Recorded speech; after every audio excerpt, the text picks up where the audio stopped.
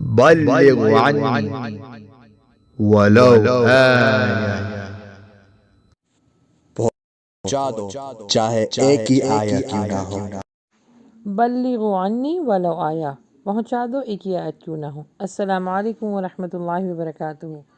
انشاءاللہ آج ہم جس حدیثوں کو جمع کریں گے، جس ٹاپک پر ان حدیثوں کو جمع کریں گے جن کا اخلاق بلند ہوتا ہے، جو سب سے اچھے لوگ قرآن کی نظر میں بھی اور حدیث کی نظر میں مانے جاتے ہیں، جانے جاتے ہیں، آج انشاءاللہ ان حدیثوں پہ ہم بات کریں گے۔ سب سے اچھے لوگ وہ ہیں جو زبان کی حفاظت کرتے ہیں۔ اللہ کے نبی صلی اللہ علیہ وآلہ وسلم سے پوچھا گیا کہ سب سے افضل عمل کون سا ہے، تو آپ نے فرمایا اپنے وقت پر نماز پڑھنا۔ پھر فرمایا اس کے بعد، تو آپ صلی اللہ علیہ وآلہ وسلم نے فرمایا یہ بات کہ لوگ تمہاری زبان سے محفوظ رہیں۔ ترمذی کی حدیث ہے، انسان کے اچھے مسلمان ہونے کا ایک حصہ یہ ہے کہ وہ بے فائدہ کاموں کو چھوڑ دے۔ صحیح بخاری کی حدیث ہے، مسلمانوں میں سب سے زیادہ کامل ایمان اس شخص کا ہے جس کے اخلاق بلند ہیں۔ اللہ کا محبوب ترین بندہ، اللہ کو اپنے بندوں میں سب سے زیادہ وہ عزیز ہے جس کا اخلاق بلند اور عمدہ ہو۔ آخرت میں حسن اخلاق کا درجہ، میزان میں جو چیز سب سے زیادہ بھاری ہوگی وہ حسن اخلاق ہے، اور جس میں حسن اخلاق ہو اس کے درجات اللہ سبحانہ تعالیٰ وسیع کر دیتے ہیں، بلند کر دیتے ہیں۔ مسلم کی روایت ہے کہ حسن اخلاق کا معیار کیا ہونا چاہیے؟ حسن اخلاق کا معیار ہے نیکی حسن اخلاق ہے، اور گناہ وہ چیز ہے جو تمہارے دل میں کھٹکے اور تم اس بات کو گوارا نہ کرو کہ لوگوں کو اس کے بارے میں پتہ چلے۔ نبی صلی اللہ علیہ وآلہ وسلم کا قرب حاصل کرنا، اللہ کے نبی صلی اللہ علیہ وآلہ وسلم نے فرمایا اے مسلمانوں، قیامت کے دن تم میں سے جو شخص مجھ سے زیادہ قریب ہوگا جس کا اخلاق اچھا ہوگا۔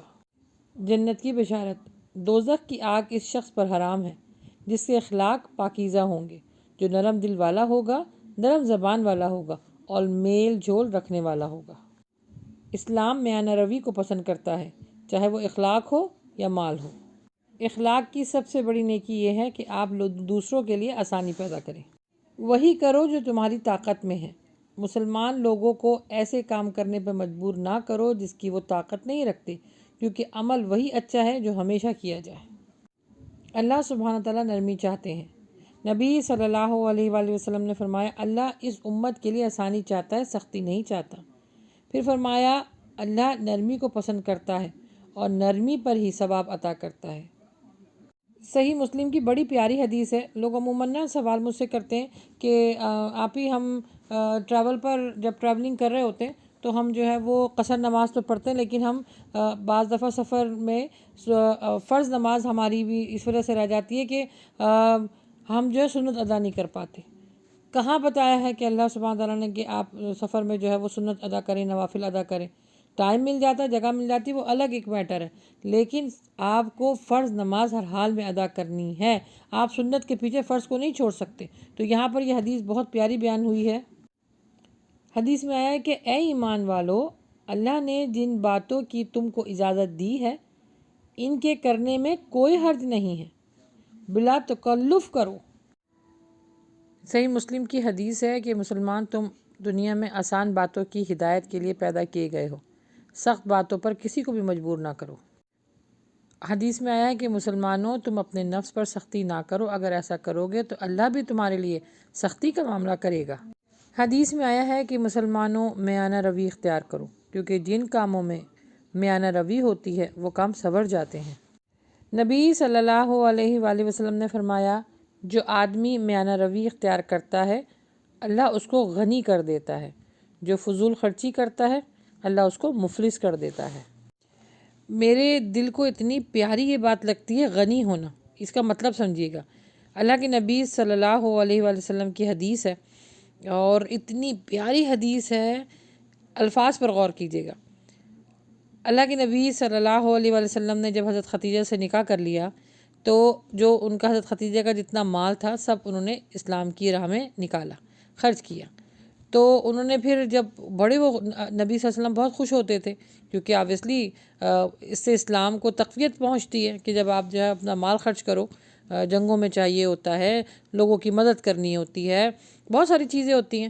خیر جب وہ اتنی معاملات میں وہ خوش ہوئے تو اللہ کے نبی صلی اللہ علیہ وآلہ وسلم کا آپ کو پتہ ہے اخلاق کتنا بلند ہے، انہوں نے حضرت خدیجہ سے کہا کہ آپ نے مجھ سے نکاح کر کے اور جو دین کی خدمت کی ہے اپنے مال کے ذریعے تو آپ نے مجھے غنی کر دیا۔ دیکھیں کتنی پیارے الفاظ ہیں۔ آپ کو پتہ ہے نا غنی کا مطلب کیا ہوتا ہے؟ ہمیں کوئی پیسے دے دے یا ہمارے پاس کوئی جاب اچھی آ جائے یا ہمارے پاس اس طرح کے کوئی معاملات ہوتے ہیں تو ہم کیا کہتے ہیں؟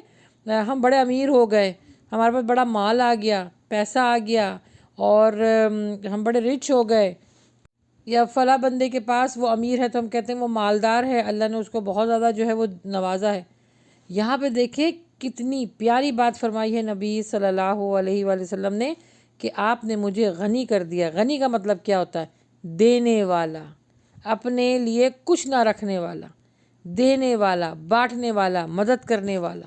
انہوں نے یہ نہیں کہا کہ میں امیر ہو گیا، میں مالدار ہو گیا، یا میں جو ہے وہ جاگیردار ہو گیا، یا نہ نہ نہ نہ، انہوں نے کہا میں غنی ہو گیا۔ اور غنی کی جو بہترین صفت ہے وہ ہے بانٹنا، مدد کرنا، مسکینوں کی، غریبوں کی، بیواؤں کی، یتیموں کی۔ کیا پیارے ان کے اخلاق تھے اور کیا ہی پیارے الفاظ تھے، الحمدللہ۔ تو یاد رکھیں جب بھی آپ کے پاس مال آئے، آپ امیر ہو جائیں، آپ کے پاس اللہ تعالیٰ بہت دے تو آپ نے غنی ہونا ہے۔ غنی کی میں نے جیسے بتایا نا، اس کی کوالٹی یہی ہے کہ وہ بانٹتا ہے، الحمدللہ۔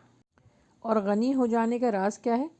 کہ آپ کبھی بھی امانت میں خیانت نہ کریں، چاہے وہ انسان کی ہو، چاہے وہ اللہ سبحانہ وتعالیٰ کی ہو۔ اللہ سبحانہ تعالیٰ نے جتنی نعمتیں ہمیں دی ہیں نا وہ امانت ہے، یعنی ان کا حساب ہوگا۔ اور امانت کے معنی یہی ہوتے ہیں کہ جو مال آپ کو کسی نے دیا ہے آپ ایگزیکٹلی اس کو ویسے ہی لوٹاؤ۔ تو ہمیشہ یاد رکھیں امانت میں ایمانداری کرنا روزی کو کھینچ لاتا ہے، اور امانت میں خیانت کرنا افلاس کو لاتا ہے۔